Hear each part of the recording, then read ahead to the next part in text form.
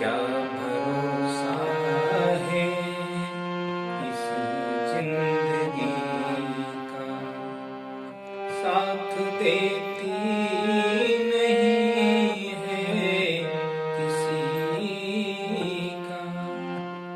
क्या भरोसा है इस जिंदगी का। सभी संगीत प्रेमियों को हृदय भाव से स्वागत है। दोस्तों, आज हम मार्मिक भजन सीखेंगे या निर्गुण भजन कहें। और ये देखें, ये आपको स्क्रीनशॉट लेना है और मैं इसको प्ले करके आपको दिखाऊंगा कैसे आपको प्ले करना है। और ये अपने बुक में लिखना है, लिख लिख कर आपको बजाना है और इसके बारे में आपको समझना है। दोस्तों, ये है भैरवी सफेद एक से। तो हम सफेद एक से इसलिए ले रहे हैं कि ताकि आप थोड़ा सुर साधना भी कर लें और थोड़ी गायकी भी कर लें। आपके पास जब भी समय मिलता है तो थोड़ा आप गुनगुनाएं और इतने ही में आप गायकी करें और थोड़ा समझ भी जाएंगे, आपको समझ में भी आ जाएगा।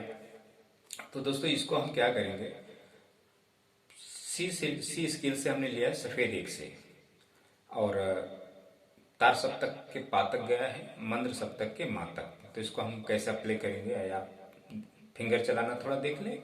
फिंगर से आपको ये पैटर्न को ध्यान देना है, याद करना है और फिर उसके बाद हम थोड़ा बोल पर आ जाते हैं। अच्छा, थोड़ा ये गुनगुनाएंगे, क्या भरोसा है इस जिंदगी का। हालांकि ये जो जिस सिंगर ने गाया है उनका नाम मुझे ध्यान नहीं है, बहुत अच्छा गाते हैं, तो मैं उन्हें बहुत फॉलो करता हूँ। दोस्तों, मुझे उनकी हर निर्गुण भजन इतना पसंद आता है और तो उनकी जो गाने का अंदाज है वो अलग है। तो ये मैंने भैरवी पे लिया है क्योंकि हमें ये थोड़ा अपने हिसाब से गायकी करना है। और उन्होंने जो गाया है वो बहुत अलग अंदाज में गाया है, दूसरे स्केल से गाया है और भैरवी पर नहीं है, वो शायद बिलावल पे है। तो ये थोड़ा हम देखेंगे।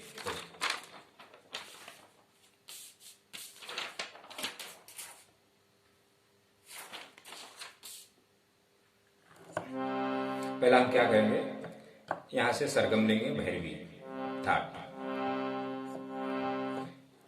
मेरी आपको फिंगर देखना है और स्केल पे आपको कैसे फिंगर रखना है ये आपको ध्यान देना है। सा नी ध प म प ध नी सा, सा रे ग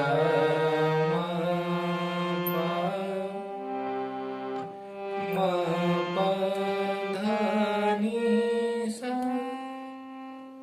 ऐसा सा तक आना है और उसके आगे सा रे ग म प ऐसा फिंगर रखना है। मेरा मोबाइल रखा है इसलिए मैं फिंगर वहां नहीं लेके जा रहा हूँ।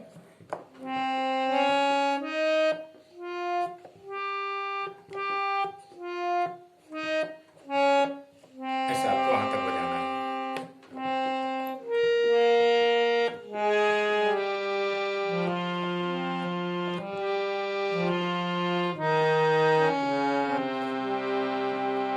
जैसा हमने किया ये सा रे रे ग ग म प तार सप्तक। तो समझो ये मध्य है, तो हमने फिंगर ऐसा लिया,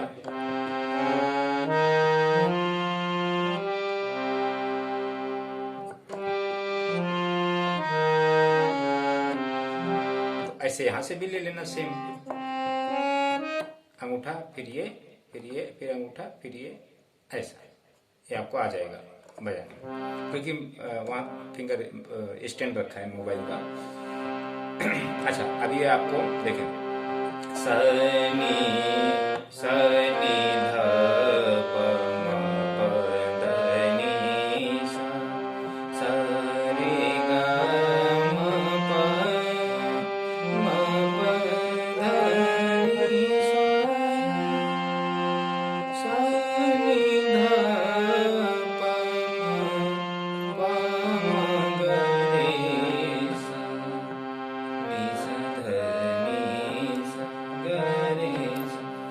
आपको पैटर्न देख लेना है।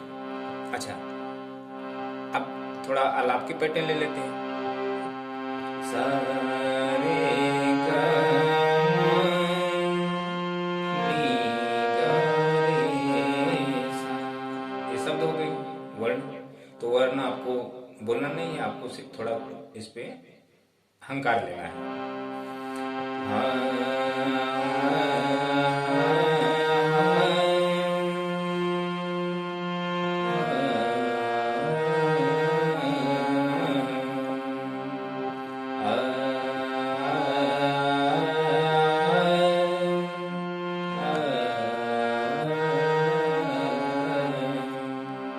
फिर इसके बाद दूसरी लाइन ये दो हो गया, सारे गामा नी गा रे सा। अब इसके बाद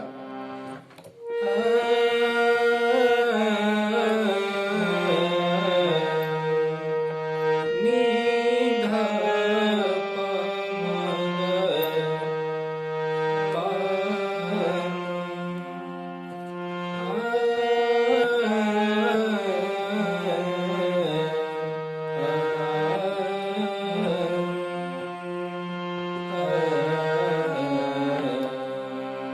ऐसा आपको थोड़ा इस पे गुनगुनाना है। साथ से नहीं लेना, नी से लेना, ये आपको ध्यान रखना। अच्छा, ये आपका हो गया दोस्तों।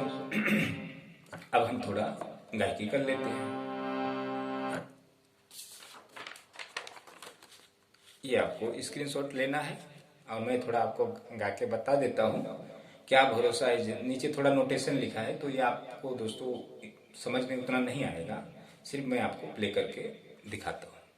तो आपको इस कैसे आपको गुनगुनाना है, ये आप गाना लिख लेंगे और थोड़ा आप गुनगुनाएंगे। समझ में आए तो आप ठीक है, नहीं तो आपको फिंगर ये इस पर ध्यान देना है। इस पर इसलिए आपको ध्यान देना, मैंने अभी सफेद 1 से लिया है भैरवी। कभी मैं सफेद 2 से लूंगा, कभी सफेद 3 से, कभी काली 1 से, कभी काली 2 से, 3 से। मेरे हर वीडियो में अलग अलग थोड़ा वो रहेगा। कोई भी जब मैं सॉन्ग लेता हूँ दोस्तों, थाट आपको बताता हूँ।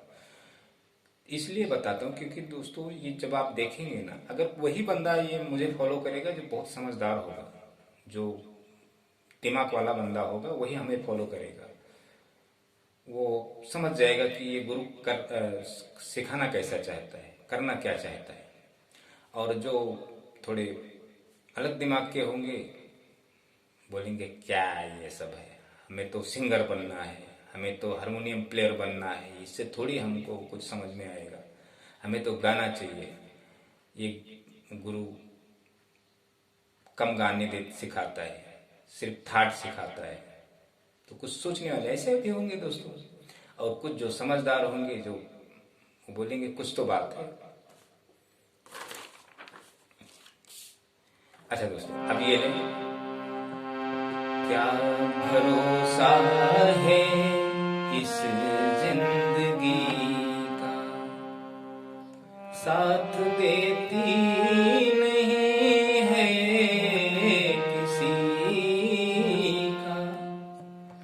क्या भरोसा है इस जिंदगी का।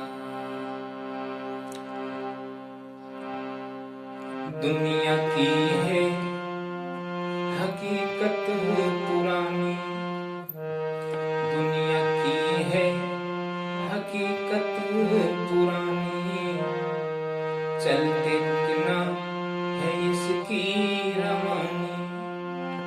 दुनिया की है हकीकत पुरानी, चलते रुकना है इसकी रवानी। फर्ज पूरा करो बंदगी का, क्या भरोसा है इस जिंदगी का, साथ देती नहीं है किसी का। संगीत प्रेमी ध्यान दें। अभी जो मैं गायकी कर रहा हूँ, तो ये आपको जब लिरिक्स देखेंगे तो उसको आपको लिरिक्स का मतलब समझना है, ना कि आपको सिर्फ बोलना है। ये जो व्यक्ति जो लिरिक्स का मतलब समझता है ना, उसे वही व्यक्ति संगीत सीखने के काबिल होता है। और जो सिर्फ सुनता है और बोलने की कोशिश करता है, समझने की कोशिश नहीं करता है, उसको एक्चुअली संगीत उसके लिए समझो एक टाइम पास है दोस्तों। वो बस उसके अंदर लक्षण नहीं होता संगीत का, बस वो एक अपना शौक रखता है थोड़ा। अ, जैसे नहीं, अब थंबनेल, अभी देखो हमारे गुरु लोग क्या करते हैं, थंबनेल पर ऐसे ऐसे फार्मूला लाते हैं, ऐसे ऐसे बातें मतलब थंबनेल पर रखते हैं। मैं भी परेशान हो जाता हूँ, क्या इसके पास कौन सा फार्मूला आ गया संगीत सीखने का, प्राप्त करने का। तो मैं भी देखता हूँ वीडियो, मैं हर गुरुओं का वीडियो देखता हूँ दोस्तों, थोड़ा कभी ज़्यादा देखते रहता हूँ। थोड़ा इनसे भी हमें सीख मिलता है तो देखते रहता हूँ। अभी जब यूट्यूब पर हैं दोस्तों तो आप भी देखते रहेंगे, हम भी देखते रहेंगे, लेकिन अब वो एक अलग बात है। अच्छा, अब देखें दूसरी लाइन देखें। सम बुझ जाएगी जलते जलते, सम बुझ जाएगी जलते जलते, सांस रुक जाएगी चलते चलते।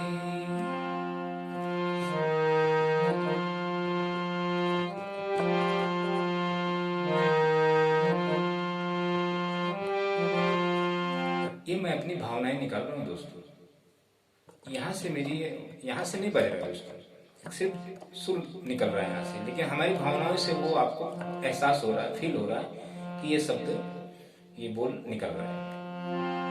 सम बुझ जाएगी जलते जलते, सांस रुक जाएगी चलते चलते, दम निकल जाएगा आदमी का, क्या भरोसा है इस जिंदगी का, साथ देती नहीं है किसी का।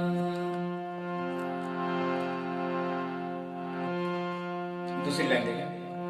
हम रहे ना मोहब्बत रहेगी, हम रहे ना मोहब्बत रहेगी, दास्तां अपनी दुनिया कहेगी, दास्तां अपनी दुनिया कहेगी, नाम रह जाएगा आदमी का, क्या भरोसा है इस जिंदगी का, साथ देती नहीं है किसी का।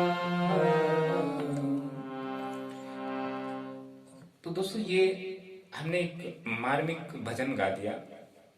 अब इसके जो बोल होते हैं ना दोस्तों, इसकी जो छंद है, जो कविता है, जो काव्य है, अब इसमें दोस्तों ये बहुत बड़ा विषय होता है। तो दोस्तों ये हम ये स्किल क्यों, जब हमारे पास कोई भी स्टूडेंट आते हैं तो ज़्यादातर हमारे पास स्टूडेंट वे लोग आते हैं जो पहले से सिंगिंग करते हैं।